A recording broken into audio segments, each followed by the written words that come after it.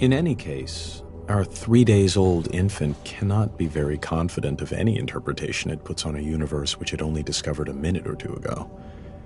We have said it has 70 years of life before it, but in truth, its expectation of life would seem to be nearer to 70,000 years. It may be puzzled, distressed, and often irritated at the apparent meaninglessness and incomprehensibility of the world to which it has suddenly wakened up. It might travel half the world over before finding another baby as young and inexperienced as itself. It has before it time enough and to spare in which it may understand everything.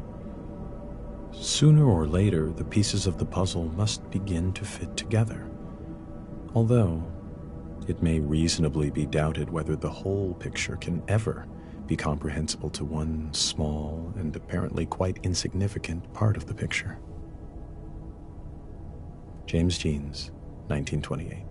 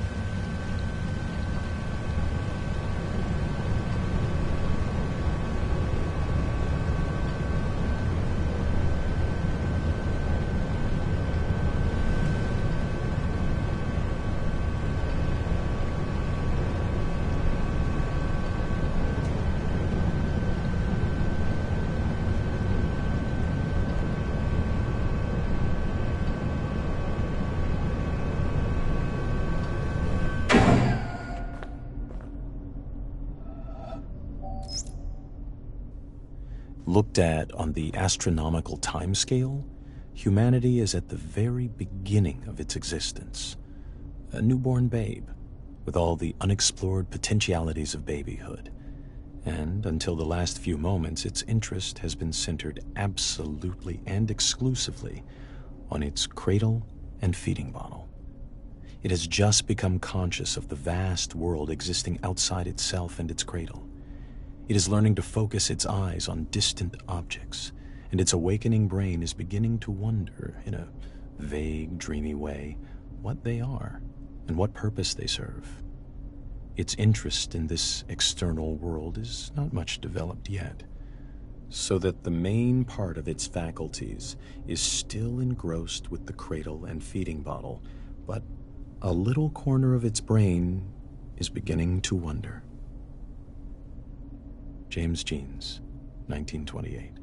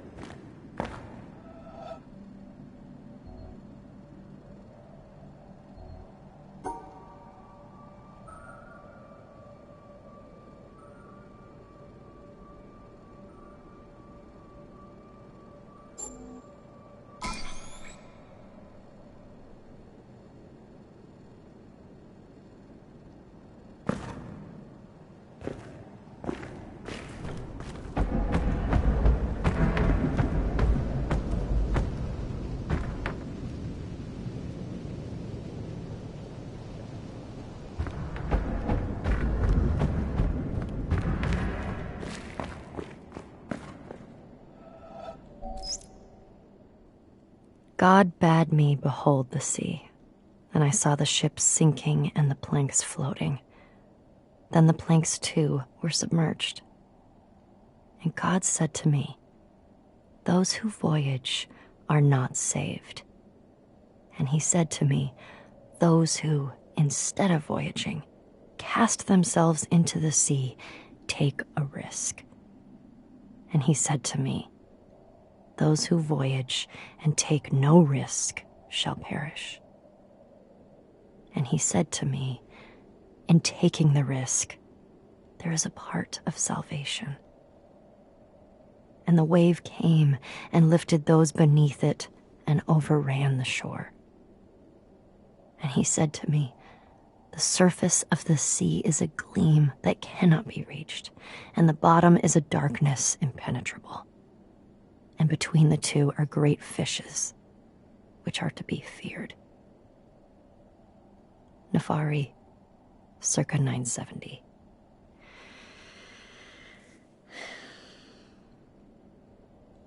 What? I'm going to the store. Do you want a sandwich or something? You've been standing there for like an hour. I didn't want to interrupt. And I don't like sandwiches. Have you ever seen me with a sandwich? Why would you think I want a sandwich? Sorry. No, I need some sleep. It's okay. We're all working hard. I just want to read it right. We're going to be hearing this a lot of times.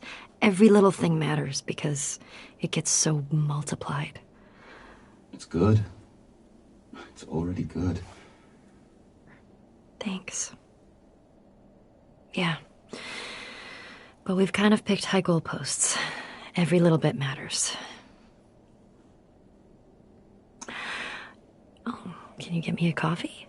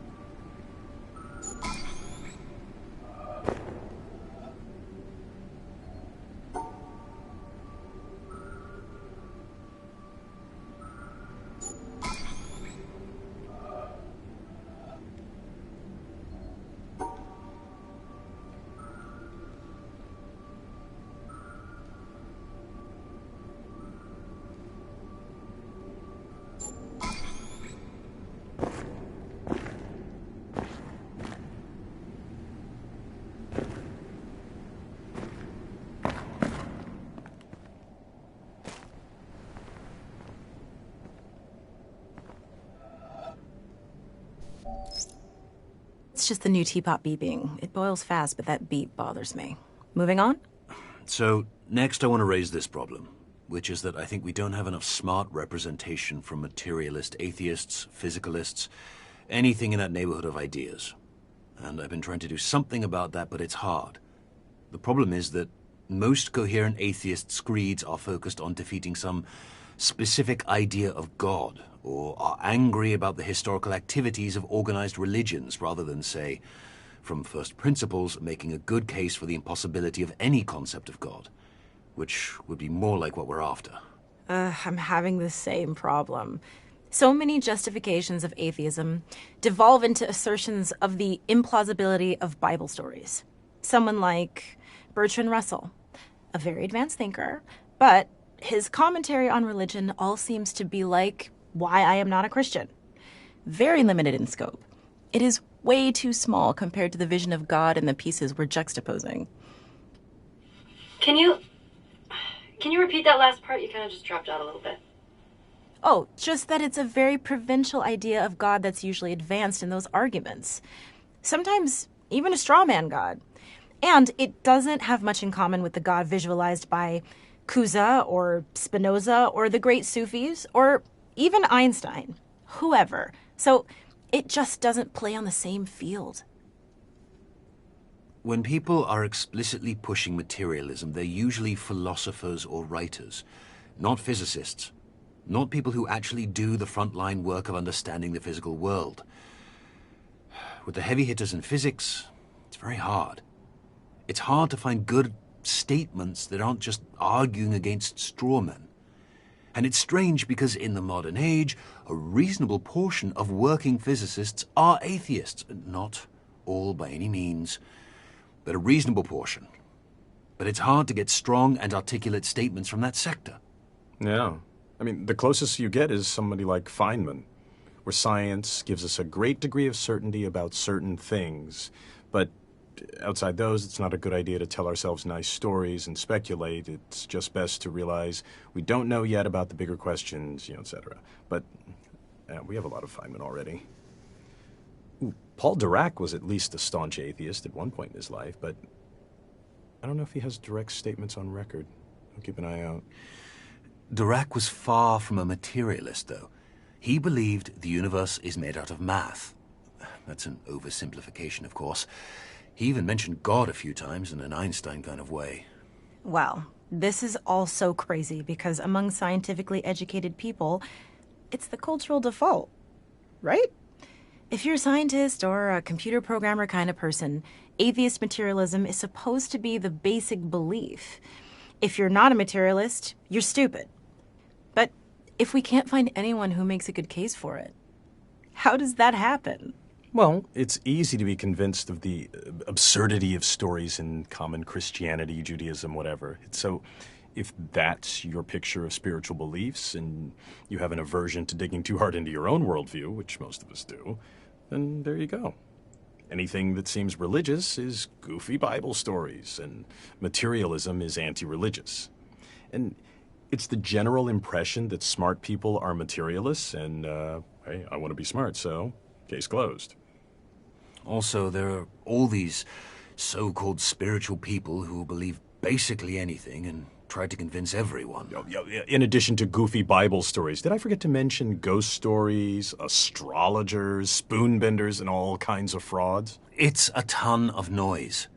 It makes it almost impossible for an outsider looking in to see high-quality thought in the world of spirituality. If I can even generalize spirituality to one thing. So it's easy, if you're already leaning toward materialism, to see these flaky spiritual people, extrapolate that to all spiritual people, and say all that stuff is garbage.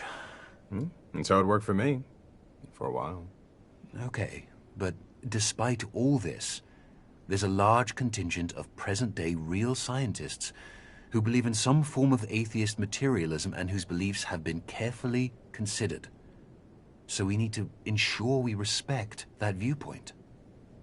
It's so frustrating. Oh, sorry. No, you go. Oh, I was just going to say, Carl Sagan has a good piece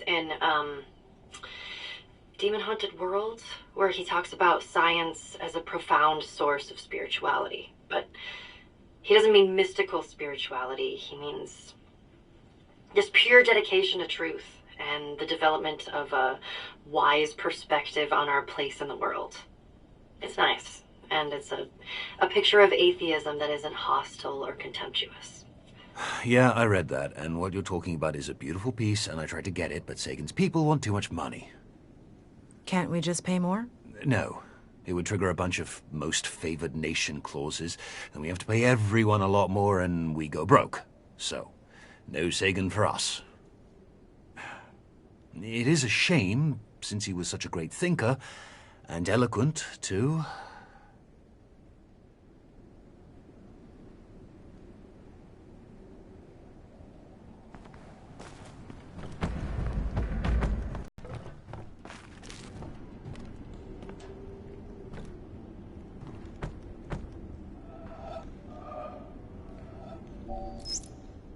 Just reading these well, picking the right takes, placing them. Yeah, I don't think it pays to be too neat. You want to leave some traces of us for the intrepid to find. What do you mean? Any visitor to that island is going to hear quite a lot of us, if they poke around. Oh yeah, no, sure, but I mean, showing what's happening behind the scenes a little bit to ensure we keep some authenticity. Because if we get too concerned with saying a bunch of wise things in the least personally revealing way, then we're basically putting up a front, in danger of it becoming a false front. It's a slippery slope, and you know how easily we could slide into pomposity. I mean, nobody wants that, but would we notice if it happened? Or are we too close to the project? Look, I just think if we include some of our interactions, show that we aren't these transcendent, perfect beings, that we get stuck sometimes. We get into arguments or get depressed. Then at least it's not a false front. At least we're not hiding. Authenticity is good, yes, but you can find human drama anywhere. I mean, we're drowning in it from day to day. We're supposed to be building a quiet environment away from drama, not celebrating it. Look, these are objects of contemplation. These are about focus and clarity. We agreed at the outset. Yeah, I know. And I don't want to change any of that. Just a little added twist, tucked away deep. It doesn't have to be drama, it's just reality. Reality. So what, we should record a meeting and stick it in? Maybe. But we already have some good stuff. Oh, like that little encounter the other week where you offered to buy a girl a sandwich? Oh. Her mic was running, so it's in the archive. Look, it's fine. In context, it's perfect. Because we're not lecturing from on high. These recordings are part of an endeavor built by human beings. And they aspire to truth with a capital T. But we also have to remember that they cannot actually get there. We should be clear to the intrepid that we know this. I think it'll make it better. Okay, sure. We'll at least see how it feels. I mean, on that island, we are going to be in very susceptible states. So, be careful with it. Okay. It seems I get to be the pioneer of being mildly embarrassed. Mm-hmm. Oh, and also, I should probably let you know, I'm recording this conversation right now. Oh, come on. No, I'm serious. Oh. What? It will make it better, trust me.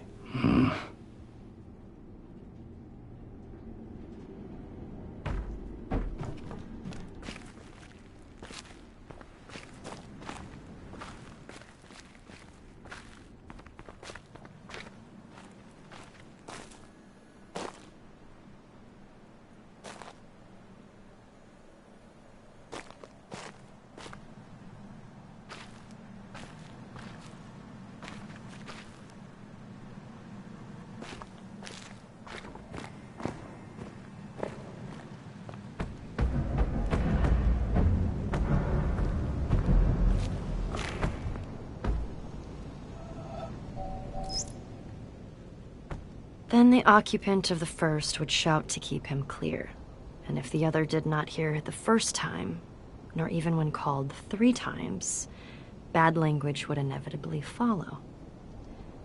In the first case, there was no anger, and in the second, there was. Because in the first case, the boat was empty, and in the second, it was occupied. And so it is with man.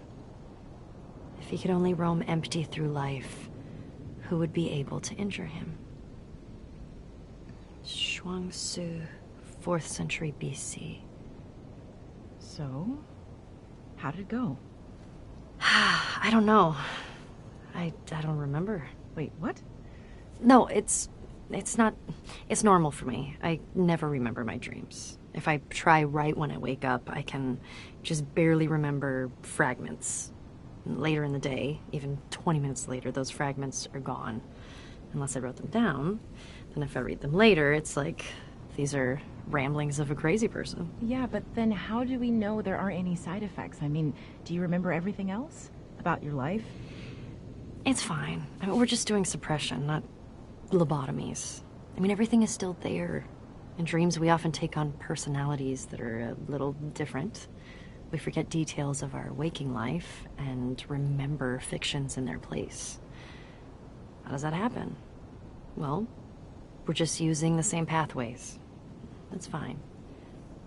But really, how should I know if something's missing? If you forget a few random little things, how would you remember that you forgot? Nothing big is missing. I don't think. Wait, who are you again? Oh, God. Why did we let you go first? First hasn't happened yet. I was just dipping my toes into the pool. Real first happens when someone dives right in and gets to decide for themselves when to come out. Who's that gonna be? You?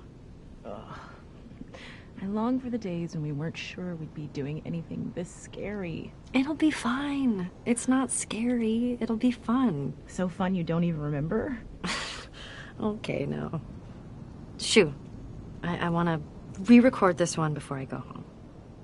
I have some new ideas about it. What? Because of the test? Yes.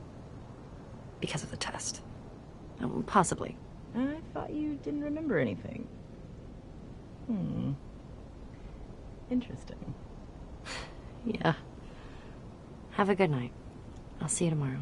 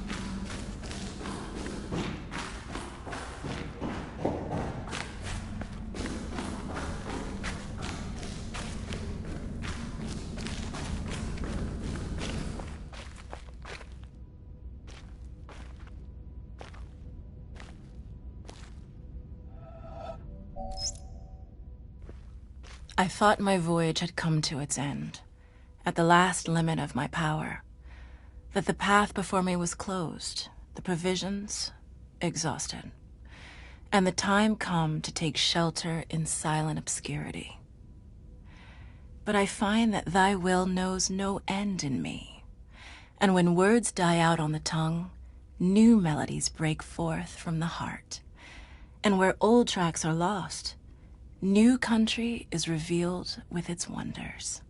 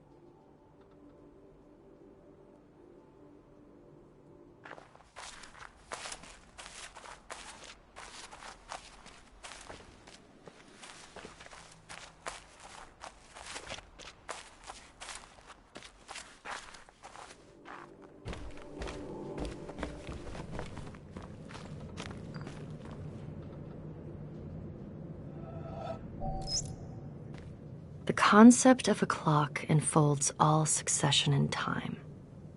In the concept, the 6th hour is not earlier than the 7th or 8th, although the clock never strikes the hour, save when the concept biddeth. Nicholas of Cusa, 1450. That's mine, you know. Yeah. Well, I have some ideas about it, and I just wanted to give it a try. See how it goes? Next thing I know, you'll be taking over all the Cusa pieces. What kind of ideas? I don't know. Subconscious drives, right? Like, with anything creative. Did you feel this way before your trip to the island, or after? Well, I think after.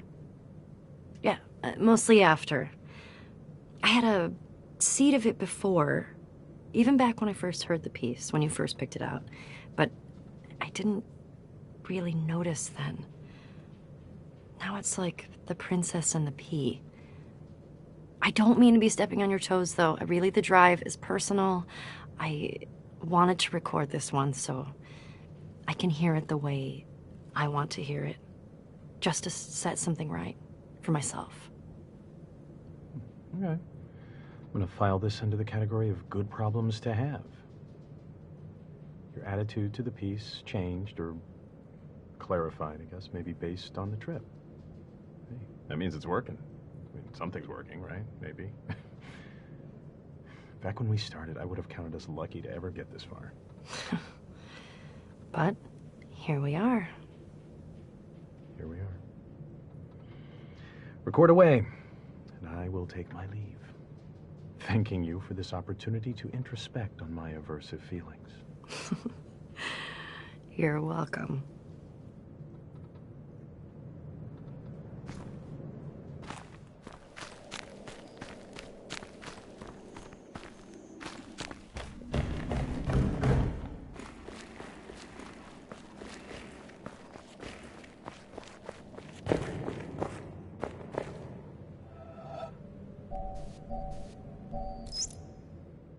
I cannot understand why we idle discussing religion.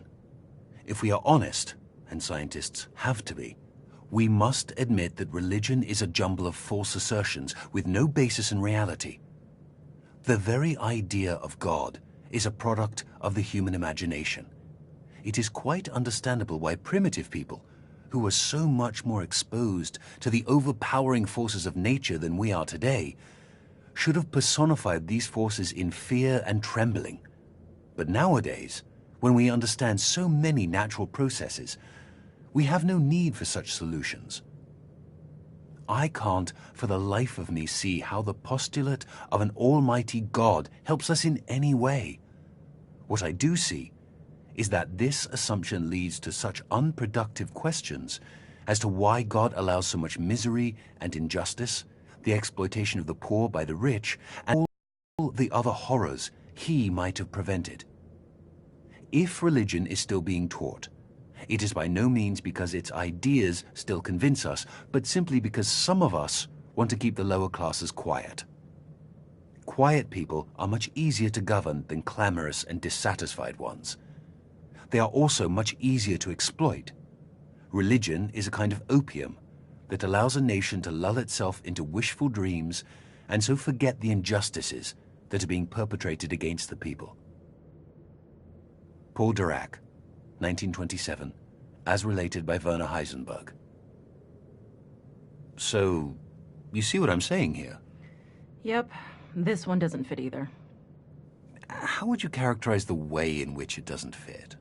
Well, it's about arguing. And it's about being greatly disturbed by issues that are relatively small. It's not aiming high, and it's not about ultimate truth, not really. It's mostly about what some stupid people are doing that is wrong compared to what I am doing that is right.